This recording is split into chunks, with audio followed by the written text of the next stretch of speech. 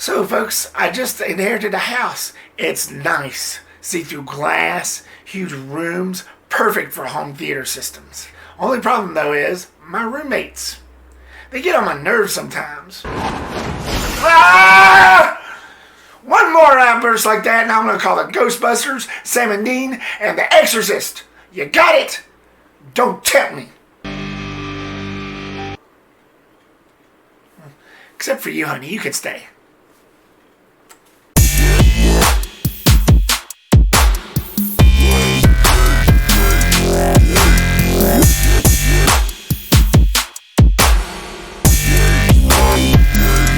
What's going on, guys, and welcome back to the Repster, where movies and entertainment are our reputation. 13 Ghosts was released in 2001, was directed by Steve Beck, and stars Tony Shalhoub. The story centers around Arthur Kriticos, a family man who inherits this home from his late uncle with a few hidden surprises. This is, as some of you or all of you know, is another remake to a 1960s classic, 13 Ghosts, which I've never came across, I've never seen, I never took the time to watch it. But this adaptation was pretty good. So, in essence, I don't really have anything to compare it with. So, let's get into the positives of 13 Ghosts. First and foremost, as usual, the story. It was very well written, very strong. It's basically about this guy, along with his family, who inherits this home from his supposed dead uncle. And that he moves into this really nice home that's just made out of glass. Pure glass. With like Latin writing on it. But it's really nice. It's like a fortress. And his uncle was supposedly a collector of a lot of things, very unnatural things, who just so happened to leave this house to his nephew, Arthur, who has a few hidden surprises in the basement. The set designing was amazing. The house itself particularly, with the glass and everything, like as soon as you walk into this house, it's not your typical mansion or house. It's purely glass, with a few Latin markings on it. But it looked really cool. It was very stylistic. The glass was just as clean as ever, so if there wasn't any writing on it, you'd probably be bumping into a lot of things. It was very stylistic.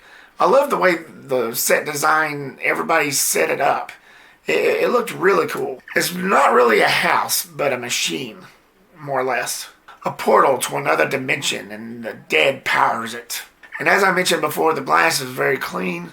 It looked very stylistic. It looked very surreal. And of course, as I mentioned also before, there's Latin incantations, which plays a big part in this. And it's basically a fortress that doesn't really let the ghosts cross. And that's what that Latin is. It's basically a prison. Like they can't get past it. It's like spells, more or less. But it looked really neat. I wouldn't mind living in a house like that, in a mansion like that, if I had the money. The look and feel of this film was done really well. The cinematographer, Gail Tattersall, did an amazing job. There's a scene in this where, okay, you have to wear glasses in order for you to see these ghosts. These glasses has like special 3D powers or something. But there's a scene in this where Shannon Elizabeth, who plays the daughter in this, was in one of the bathrooms. And the camera slowly pans in one of the glasses that's sitting on a table in this room and pans through it, and you could see like blood and everything, like just a mad murder just went on in that room. But the girl, Shannon, cannot see this because she doesn't have the glasses on. But one of the ghosts was in there with her, and it looked very creepy. I thought that scene worked really well. And she was just doing her hair and washing her face and just acting like nothing was going on when the ghost was just about to go bat crap crazy. It was a very nice scene, very nice setup. This movie was very well lit, as well focused, never dull. It didn't drag at all, especially when it came to the ghosts. Speaking of the ghosts, God, I gotta mention the ghosts. It's called 13 Ghosts, and that's definitely going to be in my positives. Though I'm not going to mention all of them, but there's 4 particular ones in my top 4, basically. Namely, the Pilgrimist, the Hammer, the Juggernaut, and the Jackal. Now, those ghosts, if you ran into them, you're pretty much dead. One of the characters actually refers to the Jackal, I believe it was, as the Charles Manson of ghosts.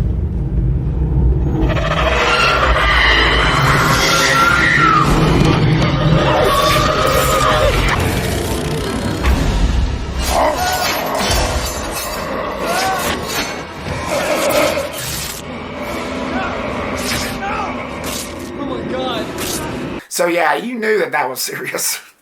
But those ghosts were badass. Those are in my top 4. The other ghosts look fine. Really good makeup and prosthetics. And they're real people in this. So everything looked real.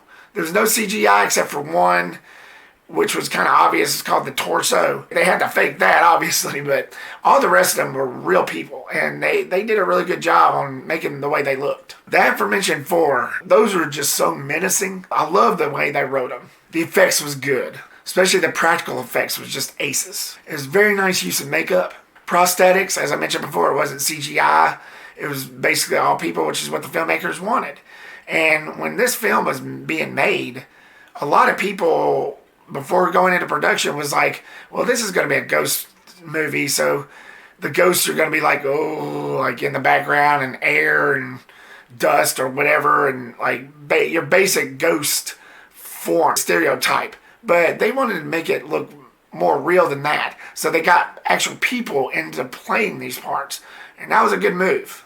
We need more supernatural films like this now. Once this damn pandemic gets over with, Hollywood, start making movies like this. Start making horror and supernatural films like this.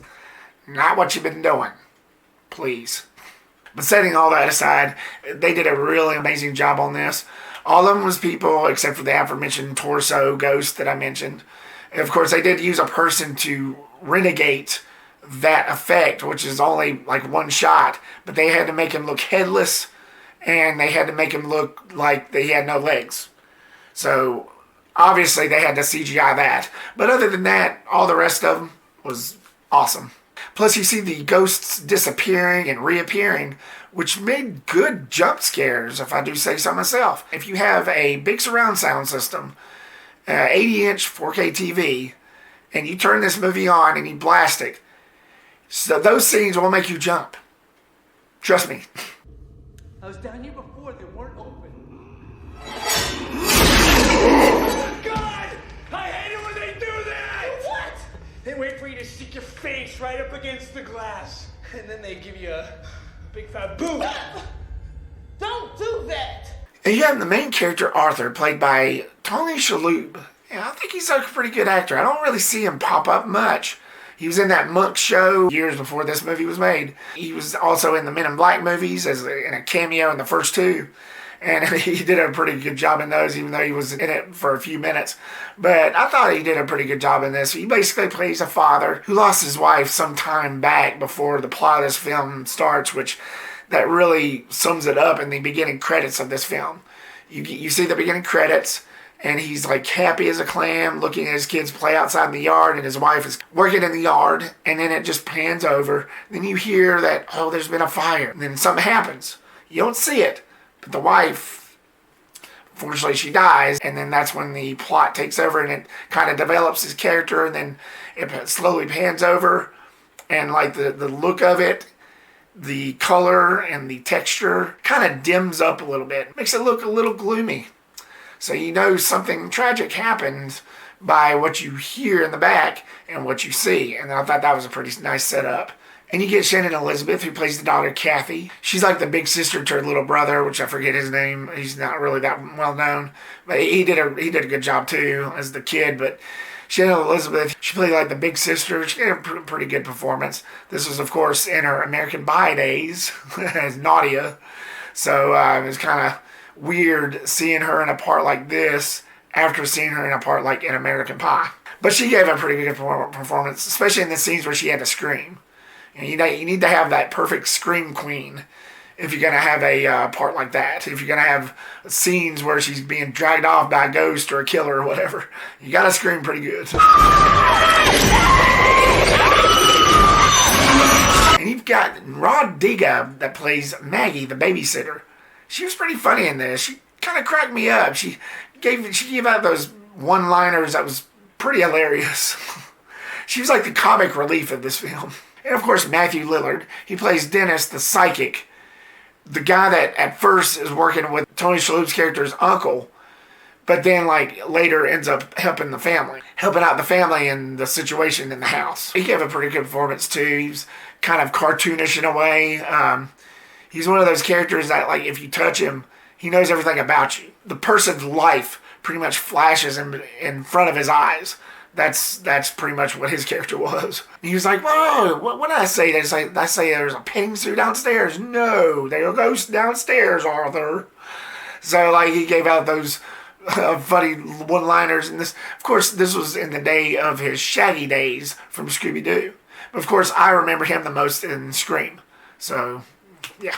But he was pretty cool in this. I think he's a pretty good actor. John Frizzle, who later on did Ghost Ship for director Steve Beck, did a pretty good job in this score. It had that enticing score, especially when they enter the house. It was very slick. It was very prolonged. Like, it wanted you to know, come on into the house and see what surprises waits for you. And that's what the score gave me. Of course, the direction was pretty good. Steve Beck, he did a pretty good job on this. It's sad. Like, you don't hear much of this director. This and Ghost Ship, which is what he went on to do a year after this film, was the only two films he did. And from what I understand, he was a special effects worker, or he worked on special effects on like some pretty huge movies, like Indiana Jones and The Last Crusade and The Hunt for Red October. But like, he only directed 2 films. And just like with Urban Legend and Valentine director Jamie Blanks, you don't hear from him anymore. It's like, okay, I guess he pretty much accomplished his dream, and now he's just moved on. But you don't know what he's doing, which is sad, again, because I thought he did a pretty good job on these films. I guess it's one of those, I don't know if it was one of those scenarios where, you know, you hear that saying where Hollywood chews you up and spits you out. I hope that's not what happened to this guy, because he really put his heart and soul into this film, I can tell. And he does deserve all the credit, and he deserves more too. But yeah, with this film, he did a really good job. So it's just one of those gray areas and just one of those mysteries that you never really find out about. I mean, Hollywood's pretty fickle that way, I guess. Just a mystery. All right, let's slide into the negatives. Embeth Davidtz plays a character called Kalina. She's kind of the Benedict Arnold of this film. You find out that she's working with Cyrus later on, or that she's been working with Cyrus later on in building this house and all this chaos. But her performance, I just couldn't really quite get into her. First of all, let me just say she was amazing in Army of Darkness, which is the only other thing I've seen her in. I loved her in Army of Darkness. Don't get me wrong there. But in this film, it just seemed like she came across like when she was reading her lines, that's all I could feel from her. It's like she was reading it. She wasn't acting. I didn't get an acting vibe from her, if that makes any sense. I just seen somebody that was like reading the script. I just really couldn't get into her performance. She just came off as sort of dull. And moving on to the supposed twist ending, and I don't know if the filmmakers was intending it to be this way. I don't know if they rewrote some things or if that's what affected this. But they played it off as Cyrus, the uncle, being dead. But then it turns out that he was alive this whole time. But it was kind of obvious. It was slowly showing you bit by bit that he was still alive. But they still tried to play it off as a twist ending at the end. I mean, to me, but it didn't really land. And again, I don't know if the filmmakers was intending it to be this way.